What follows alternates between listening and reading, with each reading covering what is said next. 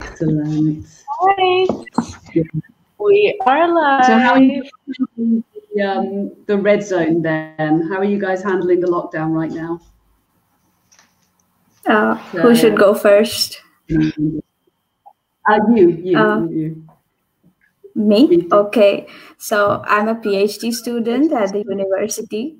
So I have to go to lab every day without a declaration form. So I think personally for me, it hasn't changed that much because I have to go to lab and I come back home and I go to supermarket. So other than, the weekend part where I could go around and do things, it's been pretty much same for me as of now. And yeah, that's it. Well, that's good in a way. It's good that it kind of maintains normality a bit. What about you, Paola? Well, I'm a teacher. What about you, Paola? Yeah, can you hear me at all? Yeah. Yes. I teach in a private school. So what I do, I teach from home sometimes. Sometimes I go to school just to meet colleagues. He's independent, so he does the same. He connects online and he has lessons, and then in the afternoon I take him out just to have some exercise. Otherwise, life is isolated for him. He's on his own all the time. So I really felt the need to write what us families are going through with kids like this. Yeah, this is it. Of course. Yeah, no, I can imagine. And what about UK? How are you feeling with the whole current situation, the lockdown? Well, I'm in the same situation with Smriti. So I'm also a PhD student. And so at least for now, we are still allowed to perform our functions to fulfill our duties as students. But definitely that feeling that you miss, that you can freely plan your days and your weekends just to have a break from work and home. Yeah. So. Wow. So that's the big thing, isn't it? There's no margin for freedom kind of thing. It's all defined. Where are you guys from? Smriti, so what do you reckon? Do you think we should? We know that from your story. Yeah. Whereabouts in India? I'm from the northeast part, so my city is called Guwahati. It's in Assam. The state is Assam, so it's like the northeast part of India. Wonderful. Cool. Yeah. Very cool. What about UK? I'm from the Philippines, so it's a country from Southeast Asia. And we're known also for our beautiful beaches and nice mountain ranges, and for pageantry, basketball, and boxing. How cool. I love that. Multicultural. What about you, Paula? Are you a Tristina? I'm local. Yeah, I'm local. Definitely, 100%. Wow, we got so lucky. We have expats and true. Oh, that's great. Yeah, I'm proud to be among you today. I'm really proud. Yeah, we're so happy you're here too. Happy to be here too. He's going to follow the event on Facebook. So what are you guys doing your PhD in? Shall I go with me or Kay should answer probably this time? It's okay. Okay, I'll go then. My PhD is on nanotechnology. So basically, I'm focusing on reduction of carbon dioxide through making some nanocatalyst that could produce fuels from carbon dioxide. So basically, it's something like that, a little bit. Yeah. We have our first comment. Oh, brilliant! That's really interesting. I'm sorry, Piero. Ciao. Okay, we've got a hi from Piero. Fantastic. All right, 2 more minutes until we can start the event. Interesting. Smriti, may I ask? And what are you doing, Kay? What's your? Yeah. For me, I work with Fondazione Italiana Fegato. So now working on discovery of biomarkers for hepatocellular carcinoma, more in the field of cancer. I have a question with Smriti. Are you going in which lab are you going to? I'm in the University of Trieste, so I'm like in the Department of Chemistry. So yeah, I'm there. So you perform your experiments in the lab in the university? Yeah, I'm in the Paulo Fornaziero group. So it's C11 building of chemistry. Okay, that's nice to hear. Fantastic. Charlotte here is a scientist as well. Yes, I was. Really? I was in nanotech as well, but modeling. So I was in that for years, and I was postdocing in King's College for years before I came here. So I know a fair bit about what you're doing, Smriti. I know particularly yours. But it's really interesting. I was on. I did nanotech stuff for a while, and then I did protein folding. For this kind of stuff, I mean, it's never ending. There's these kind of expanding fields. So I mean, there's just a never-ending amount of things to do, really, isn't there?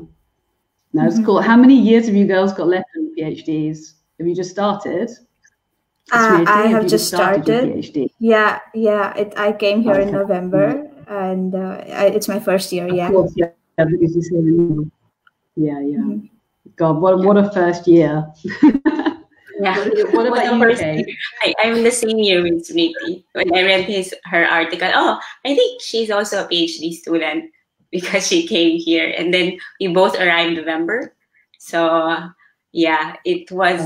I have other colleagues who just came November 2019, and it was really not what we expected. So, but I think when I discussed with my colleagues, we're still saying that being in Trieste makes us feel still lucky, because even if we were blocked with what the pandemic has affected everyone, I think we were still offered the maximal, the optimal things that we can do while we're in Trieste, and we get to enjoy the whole of Trieste a lot. So it's really still a privilege to be here. That's so wonderful to hear. All right, it's 6 p.m. Therefore, we can officially start. And welcome, everyone. This is the final event of our literary contest in collaboration with Comune di Trieste. And we're just so happy to be here and so happy to have you all here today. First things first, I would like to say thank you to Comune di Trieste for picking up our event and making it part of the annual Festa della Donna event.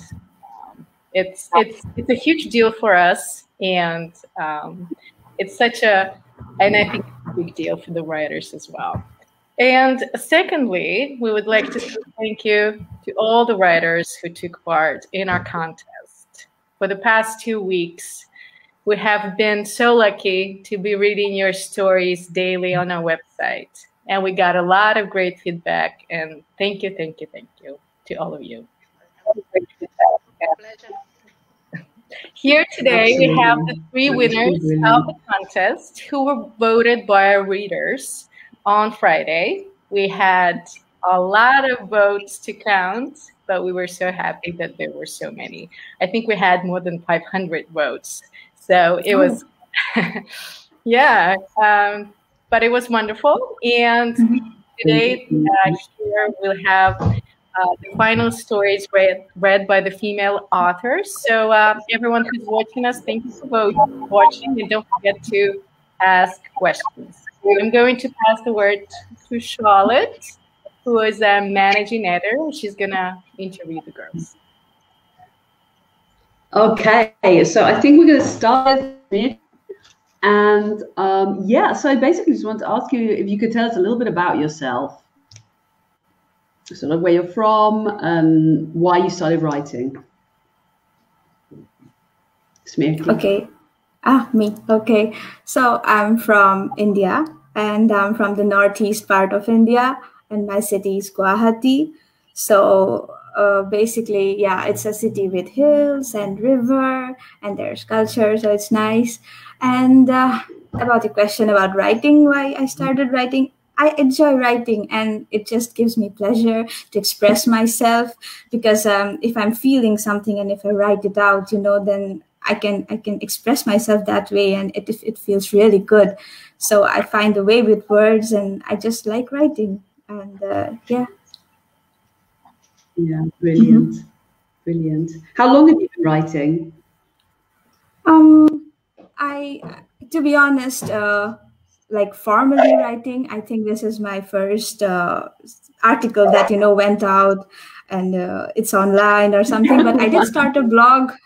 Yeah, but I did start a blog like a few years ago, but it never continued. Of course, like one piece here, one piece there. But I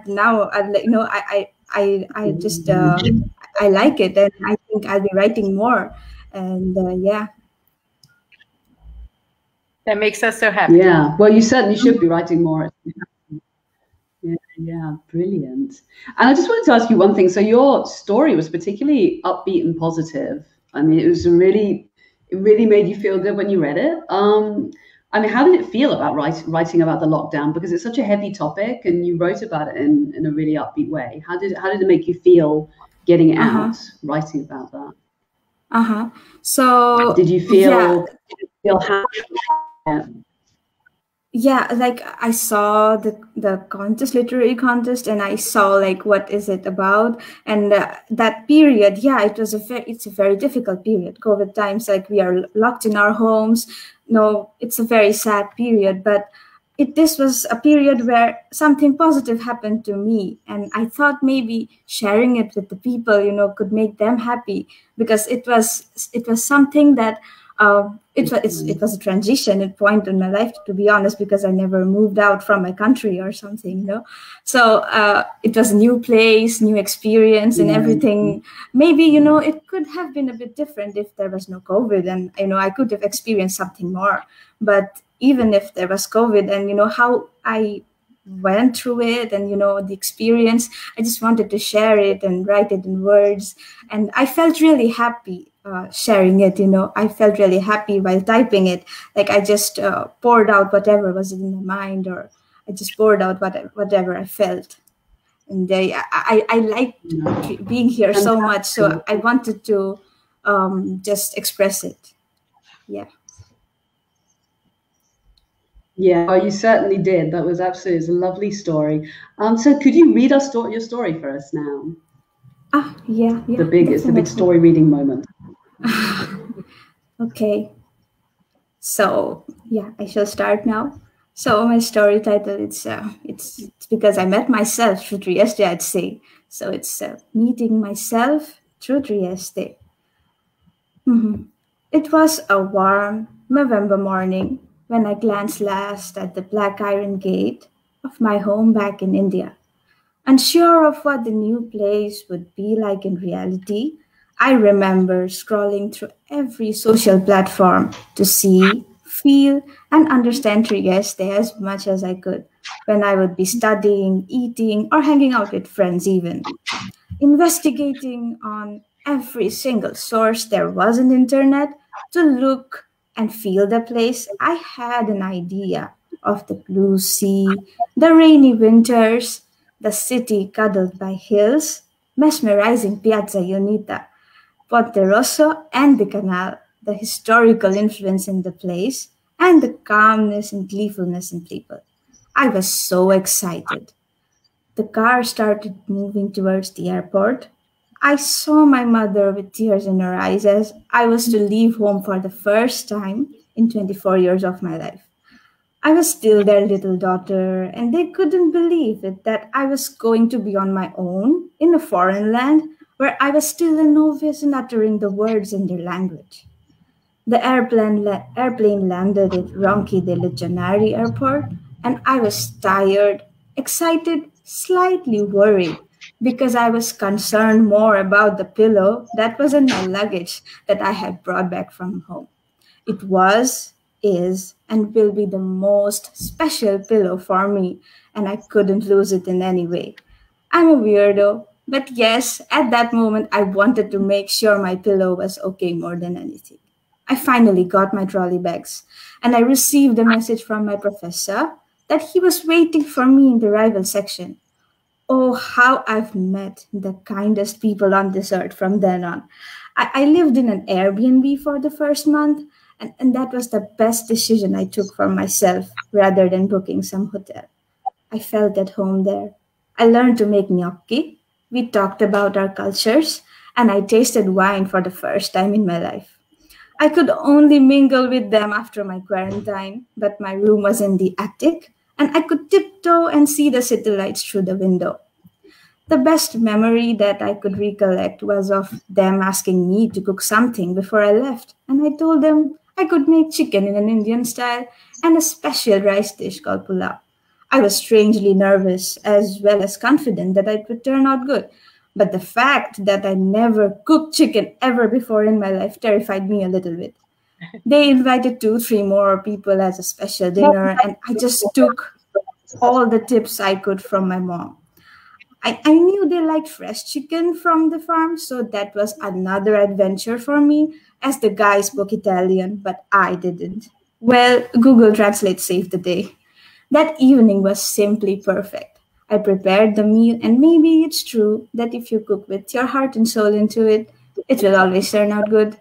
They absolutely loved it, and I was jumping with joy inside of me and I felt so proud of myself. I was very happy. People tell me of how I've been lucky, but to be honest, everyone is so kind here that my heart fills with gratitude that I don't even know how to repay. Once it happened that I didn't know how to operate the self-serving coffee machine, as I had never operated that specific kind of machine before. The man standing beside me explained me in Italian with hand signs, and it resulted in a spilled cup of coffee because apparently I had chosen the wrong cup. He smiled rather and explained me again on the next cup, and later, when I went to pay, found out that he had already paid for the spilled cup of coffee. How can someone be so nice?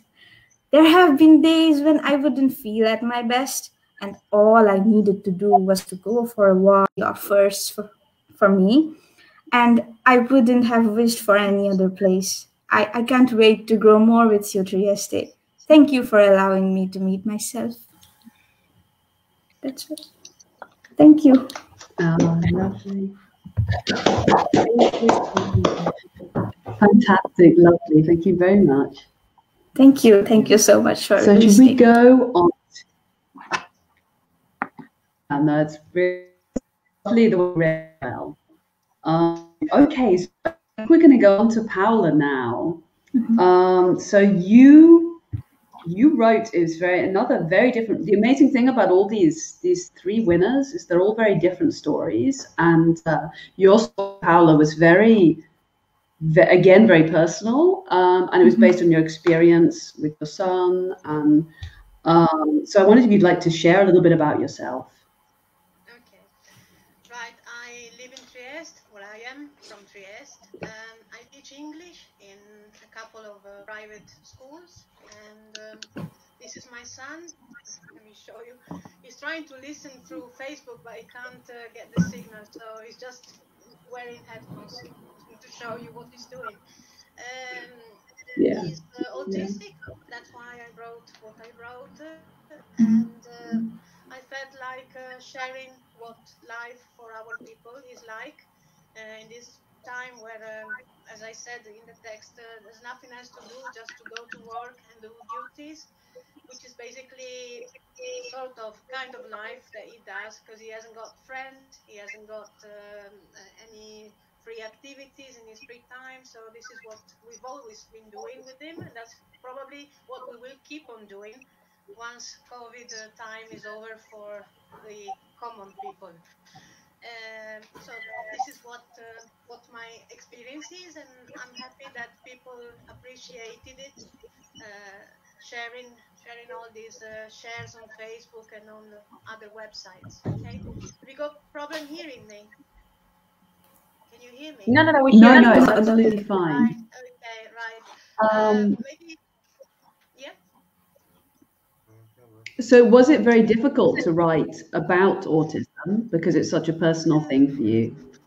I must confess, this is the first time I've ever written after school. Although I teach, I don't write because all I do is mark tests, and that's enough for me. Amazing. So yeah, when I Yeah. read the title of the competition, I just felt like, yeah, I can do this. I'm positive, and I read Yeah. early in the Yeah. morning because I only have time early in the morning. Then when he wakes up, this is my life. We're almost twins. You know, there is some space between us, but you know, he absorbs me completely. So a couple of early mornings, and I just wrote what came out. I'm happy that the therapists who taught him how to speak and how to behave are watching us from the United States right now, so they can see the result of their amazing job with applied behavioral Oh, analysis. brilliant. Yeah, something that we imported. We were the first family to import this therapy in this region 15 years ago. Because it was Oh, wow. Okay. yeah, it was all done privately because unfortunately our region did not recognize the cost for the therapy, but the result is amazing. He could not speak, he could not sit still, he couldn't look. Now I think he's doing quite well. Bravo, Mattia. Fantastic. Yeah? I think you're doing very, very well. Thank you, thank you, thank Okay, you. well, thank you very much. And one more question I wanted to ask you. So it's just such an interesting idea to draw a parallel between autism and the situation we're in right now. How did that occur to you? Well, especially as I mentioned in my article, when I read those passages the commuters in London in the wasteland, whenever I read that passage with commuters walking and looking at the feet of somebody in front of them, I think, it's just a case of carrying on the same track. And this is what he does. He doesn't take any notice of whatever's around him. And the same concept that I mentioned in Dickens' Town, when he says that the citizens of that place keep doing the same repetitive life over and over again. And this is him. I mean, he's happy though. This is the beautiful thing about his. This is the beauty. There are so many types of autism. He's happy and he's serene, as you can see, and so it makes me happy too. Right. So maybe I can read so I can set you free. Good. I think it jump around and Yes, please read your story. Thanks. So it's called Voices from Go Autism in ahead. Trieste. I'm sorry I got to read properly like we do at school, but Smriti was very good at acting it. I can't. I'm old enough blind, as you can see. Right. So Voices from Autism in Trieste can COVID lifestyle be almost an autistic way of living. Being the mother of an autistic teenager, I have gladly welcomed the opportunity to describe some of the odd similarities I have noticed between the restrictions we all have had to cope since the COVID breakout and the self-imposed restrictions in autistic people. Lockdown, a term we all understand nowadays, is all about restriction varying in time and in space. Rules not only different from areas to areas, but hopefully they are not here to stay permanently. On the other hand, the lifelong issues of autism and of a range of several mental disorders are well known only by few, i.e., those who work or live with an autistic person. For the majority of people, the term autistic evokes a person gifted with amazing abilities and exceptional skills, thanks to some Hollywood movies in which characters like Rain Man or more recently The Good Doctor are at least not credible, if not misleading. Unfortunately, though, autism and other mental disorders in some cases can be compared to a harsh verdict of an everlasting lockdown for these persons, no matter what color area they're living in now or will be living in once COVID restrictions have been lifted. The self-imposed limitations, some of them set on the freedom movement and on their range of behaviors, may mean a lifelong imprisonment spent inside an invisible cage they lock themselves in, its bars being the peculiar rigid schedules limiting their range of potential experiences. Most people with an obsessive compulsive disorder or with autism will rely strictly on sameness and clear rules to help them understand and manage an otherwise chaotic world. Visual schedules for some of them and repetitiveness for almost all these individuals do help to control their anxiety for unexpected events. Basically, for them, anxiety is an ubiquitous nightmarish companion that haunts their lives and in some cases make them avoid any social contact. This can be rather challenging for us normal, since in normal life, i.e. life without COVID, one can expect any sort of trivial disruption in a typical day, against which we are usually neurologically and cognitively naturally equipped. Common enjoyable moments, e.g., trips to new places, bumping into good friends, or trying a different restaurant, sharing emotions, reading, or enjoying physical comfort in a cuddle, etc. Mostly all the events that turn a new day into a wonderful experience worth to be lived can instead be extremely stressful for someone like my son. In his early years, his skills were very limited. He was non-verbal until he was 7. All he demanded then was sameness and strict visual rules to follow religiously. People would not interest him at all then or now at 18.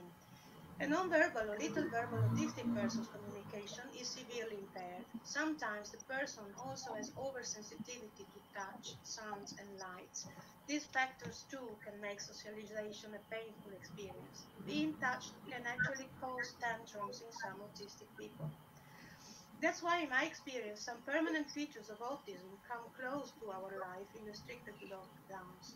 In dreading strangers' proximity, in feeling safe only in a protected environment such as our homes, in relying on our routines to give sense to these hard times. Actually, whenever I read to my students Dickens' description of life in the fictitious city of Coketown, Hard Times, a perfect title, I can't help thinking about what my son would naturally love to do both in COVID time and in normal time. That is going in and out at the same hours, do the same work, every day was the same as yesterday and tomorrow. Doesn't this unreal city scenario sound familiar to us now, after months of enforcement of anti-COVID restrictions? All we are left with now seems to be buying food, spend ages on fortunes online, and, for the lucky ones who haven't lost their job, go to work. That's it, basically. No more dream of holidays, cuddles, light-hearted laughter, dinners and friends, no entertainment. Just work and duties in unreal cities to live in. T.S. Eliot's The Wasteland comes to mind. Regardless how restrictive and uncomfortable these restrictions may seem to us neurotypical or normal people as we like to address ourselves, we are privileged for having been gifted with neurotypical natural skills which will enable us to catch the first glimpse of the halo at the end of this long dark tunnel. A light of change, the return of our personal freedom, of our normality, something that some of us, like my son, will never be able to fully appreciate. Sorry, I'm crying. That's it. No, it's really moving. Yeah. Thank you very much. Thank you. Thanks to everybody. It's an incredibly moving piece. Yeah, sorry. I need a tissue. Thanks. Okay. Thank you so much, Paola. Thanks. Thank you. Thank you very much. And well done, well read. For sharing this.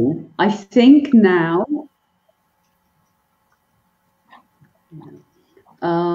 should we go on to Kay now?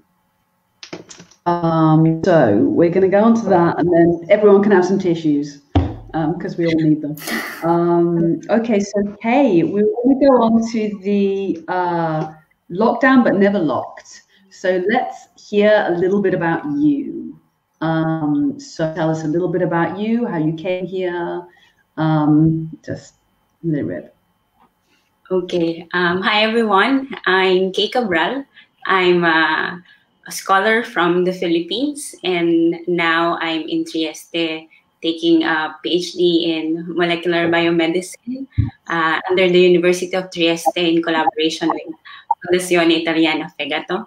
And I've been staying in Trieste for more than a year, turning 2 years this November. Wonderful. Wow. Brilliant. Excellent.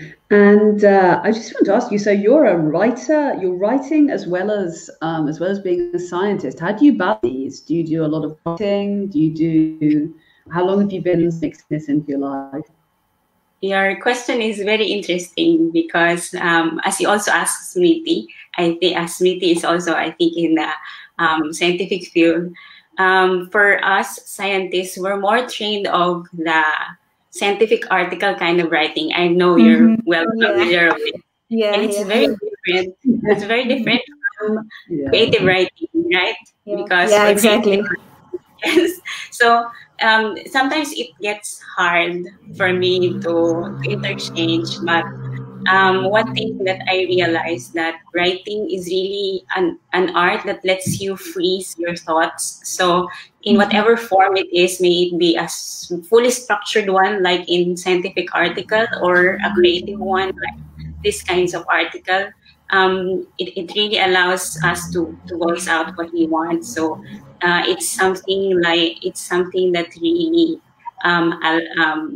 we can use to spread information, or at least to spread emotions, or spread the things that we want other people to know of. So it's something really enjoyable. So that's why writing, in whatever sense it is something that I really would like to do.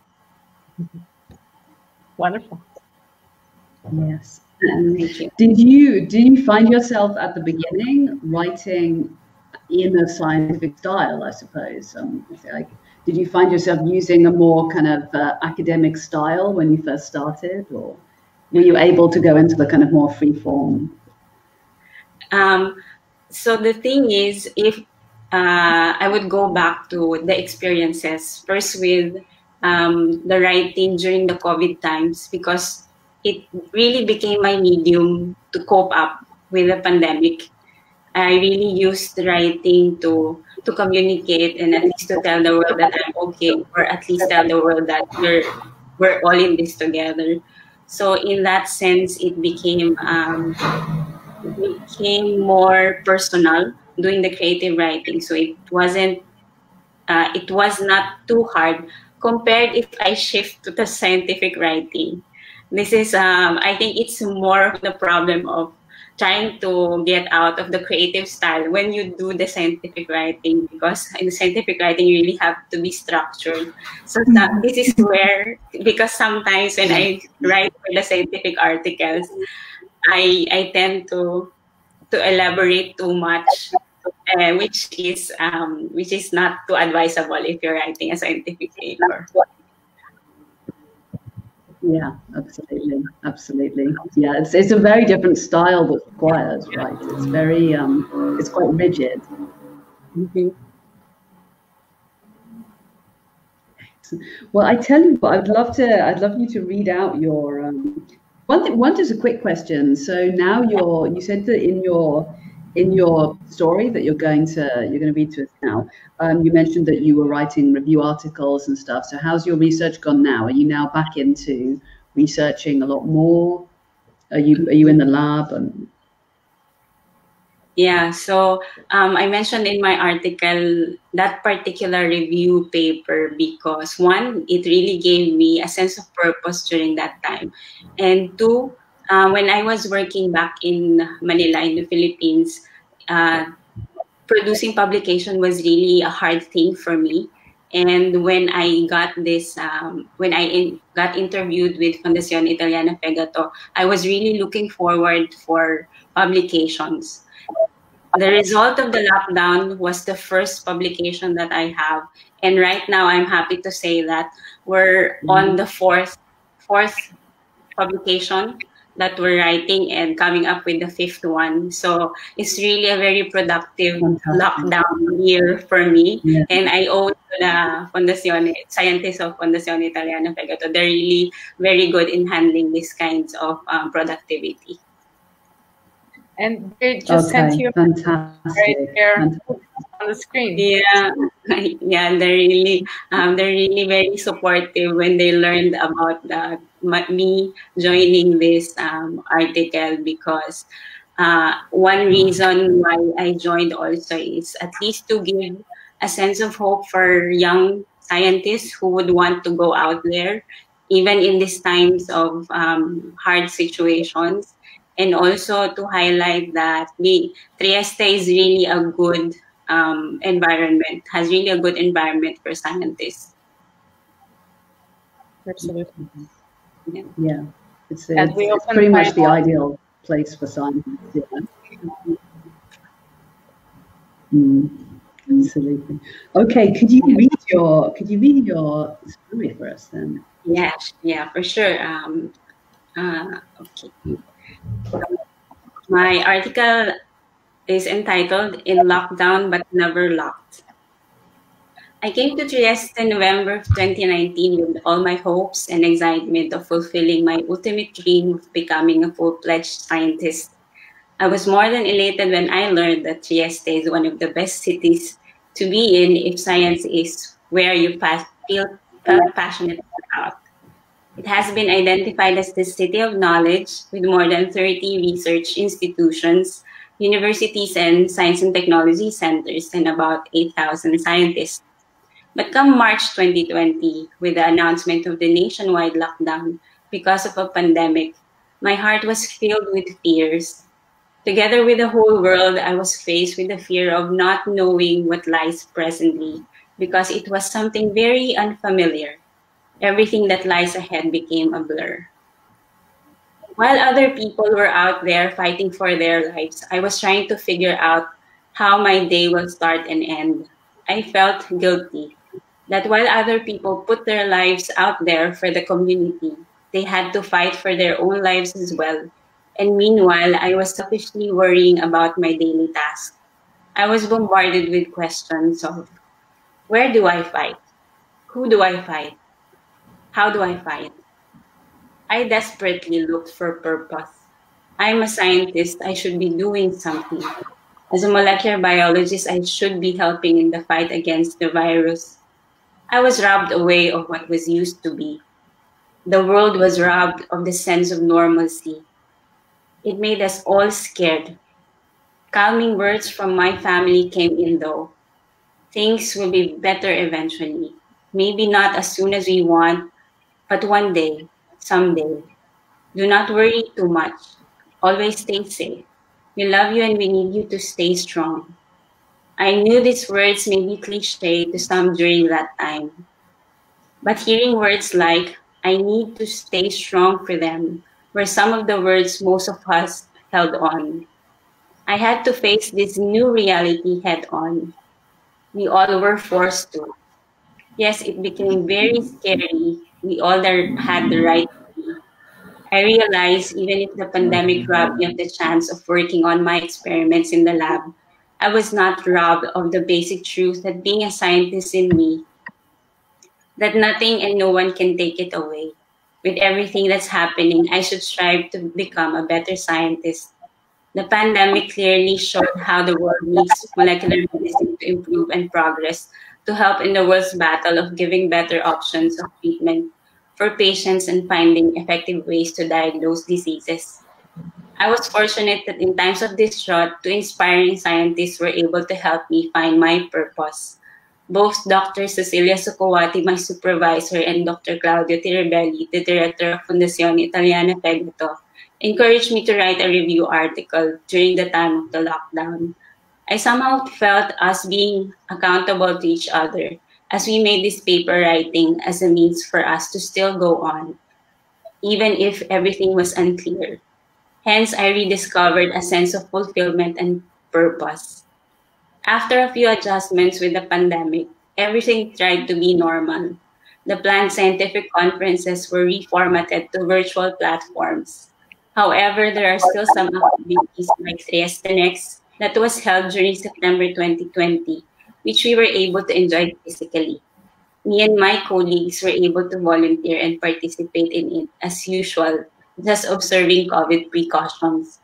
It is during our participation in Trieste Next that I realized how Trieste was indeed the place to be if you want to enjoy a passion in science and knowledge.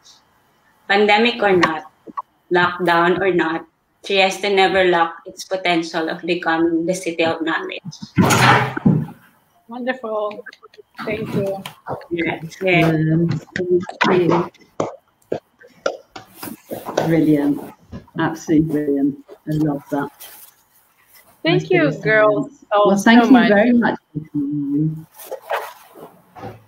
For thank saying you. That. Thank you.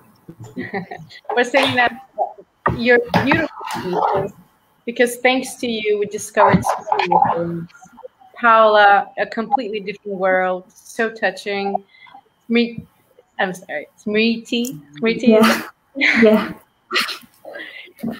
An amazing story because you're an expat for the first time, and we wish you the best of luck. And Kay, best of luck with your endeavors in your scientific future. I'm sure it's very, very bright. Now, I want to say, if anyone who is following, we're getting a lot of comments. If you want to ask questions, we're here for you. And we just want to say thanks again to our wonderful municipality for making this possible, because they did choose Expats in Trieste and in Trieste magazine to take part in this annual celebration. And it's a great opportunity for female writers to put themselves out there. And we were just so happy that you guys took part. Let me show you a few of the exciting comments that we're getting our way. If anyone would like to ask questions for our wonderful female writers, go ahead and do so. Charlotte, do you have any other questions? I suppose more of a comment than anything else. One of the things that amazed me about all these 10 stories, and particularly the three that won, is that they're completely different. And when we did this, so you have this system of COVID, Trieste in the time of COVID, and then you all three came completely different. I mean, it's amazing. So you give that idea that it seems like what a tight theme, and then actually you all came from something completely unique to say about it. I think it was amazing. I mean, your one, Smriti, your one was really kind of upbeat and very much about your experience of coming here first. I mean, it must have been really intimidating, right? I mean, it's intense. I mean, you're sort of first time you're leaving India, and it's massive. It's the first time, So I just wanted to put it out, and I got the opportunity, so I just felt like What did your parents say? Oh, they were very happy. They were very happy. I showed them the story, and my dad was like, "Oh, I read it twice." I liked it a lot. And did you tell your parents that your story is going to be printed in the magazine? Since I told them, and all they were saying like, okay, get one issue for us too. You should save one for us. There's a question. Do all the winners intend to continue writing after this competition? That's a great question. I'd say, okay, Paola. Yeah, sure. If there's a case of giving my contribution to show the cause of autism, yes, I will. And I just want to say something. On the 2nd of April, we got the Autism Awareness International Day. So, if it's a case of working for these kids and improve their life, yes, I will. Otherwise, I limit myself to reading, which is, hard enough after a long day. So, thanks for asking. Thank you. What about you, Kay? What about you? For the question, if I intend to continue writing, yes, because as mentioned, writing is really something that is very, very instrumental for me. So I just would like would like to share this particular quote from my sister, because I also shared, of course, we shared to our family that we joined this contest, and we need their support, and then they were really very happy.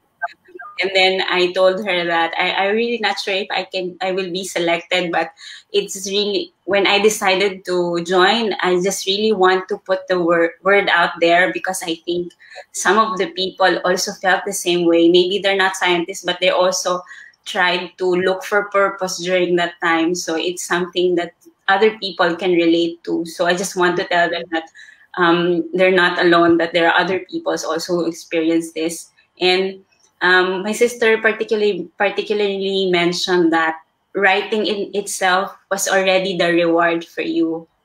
So I was really moved by those words, because I think also for Smriti and also for you guys who had been writing for Trieste, because for us, getting the word out there, even if it's just personal, at one point another soul will really relate to what we write. So I think if you have this gift of producing something like that, it's something worthy to be shared. So continuing writing is definitely a checklist for me. It's wonderful and so inspirational. I'm glad. Yeah, absolutely. Absolutely. As I told, like, I like to express myself with words, and I find peace in that. And if I have something to say and I write it down, it feels very good. So, but through this, I think literary contest, I just feel this thing inside me that, you know, maybe I can continue it, and maybe I can go on writing, and maybe someday, fingers crossed, I could even get published of my own work someday. You know, okay, we do write scientific articles, as they said, like, but something creative and, you know, in fiction and poetry or something, I've always enjoyed it, but I never took it something that, you know, I could do. But maybe, yes, of course, definitely, I'd love to keep on writing. Yeah. Wonderful. Yeah. We definitely. Well, if you're writing this well at this point, that's a good sign. Sorry? I said if you're writing this well at this, that's a good sign. I think it's. I think we should definitely. I mean, all three of you would be lovely to see. Can't wait to see what you do next, because it's really amazing the kind of response that we had with this kind of thing, and the stories were brilliant. You really were. Brilliant, all in very different ways, which is good. Thank you. Thanks again, everyone, for being here today, for sending your wonderful, insightful stories our way. And for everyone who's watching us, thank you for participating. We hope you continue writing so we could continue reading your wonderful stories. Yes. Thank you for having us. All right. Thank you all very much. Have a great night. Okay, bye to everyone. Okay. Thank you, everyone. Bye. Have a great day. Have a great day. Bye. Yeah. Thank you. Bye. Bye. Bye.